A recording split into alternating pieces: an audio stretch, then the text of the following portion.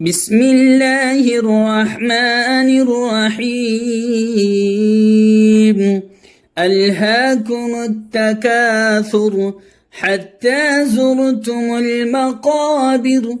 كلا سوف تعلمون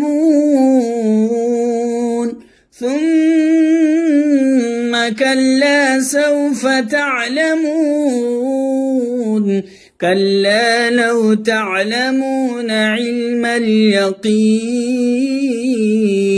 لترون الجحيم ثم لترونها